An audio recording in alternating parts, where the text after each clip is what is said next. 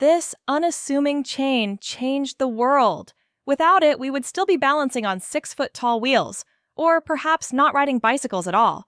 But how did a few metal links become the most important invention in human-powered mobility? The 1870s were an era of daring engineering. If you wanted to go fast back then, you needed a wheel taller than yourself. The logic was simple physics. Because every pedal rotation meant exactly one wheel rotation, a bigger wheel resulted in more distance per stroke. However, the price of this speed was remarkably high. Historical records from the British Medical Journal documented several fatal accidents involving penny-farthing bicycles every single quarter, in London alone. The dreaded header, which involved flipping over the handlebars from 5 feet up, could be lethal. There had to be a better way, and it arrived through an invention so simple, it makes us wonder today why it did not appear sooner. The solution had a name: the roller chain. Its principle is brilliantly simple. Each link consists of a few metal plates connected by pins. The clever part? Small rollers sit freely rotating on these pins. Watt-hours in the chain runs over the sprockets. The links roll instead of slide. This ensures minimal friction and maximum power transfer. This is where the engineering becomes genius. With a chain, you can use small gears and still achieve high speeds. By placing a large chainring in front and a small sprocket in the back, the wheel suddenly turns multiple times for every single pedal stroke. Because of this, you no longer needed a monster wheel. A normal 28-inch wheel was suddenly enough to achieve the same speeds as the giant penny-farthing.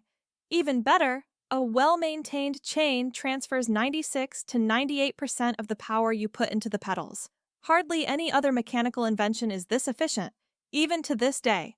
If you want to learn more about brilliant engineering history, please consider subscribing to the channel. The idea of a chain was not entirely new. As early as the 1860s, inventors in France and England were tinkering with various chain drives. They understood the basic principle, but their early designs had significant problems. They were too heavy, they stretched quickly, and they rattled like a broken lawnmower. What that was missing was absolute precision, and that precision eventually came from the industrial heart of Manchester. In 1873, a young Swiss engineer named Hans Reynold arrived in Manchester. He took over a small chain factory and got to work in a meticulous, almost obsessed manner. Between 1880 and 1883, Reynold solved the 3 biggest problems of the drive chain. Number 1 was precision.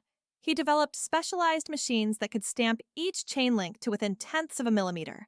Before this, chains were handmade and impossibly imprecise. Number 2 was the material quality.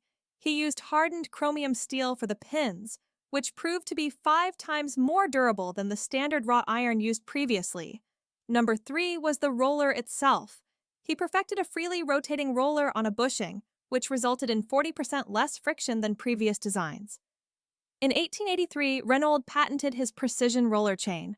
Within just a few years, the price dropped from the equivalent of €50 down to €5 per chain. It transformed from a luxury product into a mass commodity. By 1885, the true breakthrough happened. A British designer named John Kemp Starley combined all these successful ideas into his Rover Safety Bicycle. It featured the precision roller chain, 2 equal-sized wheels, and a new frame type, the diamond frame we still use today. The result was a bicycle that was low, safe, and fast. Within 10 years, the penny-farthing disappeared from the market completely. In 1885, safety bicycles only made up 3% of the market. By 1895, they accounted for 99%. Perhaps most interestingly, it was women who benefited most from this change. For the first time, they could ride without a chaperone or a carriage. The bicycle even forced a radical reform in clothing. Long skirts were impractical for the chain drive, so women began wearing pants in public, the so-called bloomers. The famous suffragist Susan B. Anthony noted in 1896 that the bicycle had done more for the emancipation of women than anything else in the world. It was a silent revolution, powered entirely by a chain. 140 years later, the roller chain remains unmatched. No other technology combines such high efficiency, low weight, and affordability so elegantly. Watt-hour Sile, a belt drive might offer 95% efficiency. It is far more expensive. A shaft drive is even heavier and drops down to 90% efficiency. The chain is everywhere today, from budget commuter bikes to high-end Tour de France racing machines, from motorcycles to massive industrial machinery. Today, over 2 billion bicycles worldwide roll on roller chains, which is significantly more than the total number of cars on the road.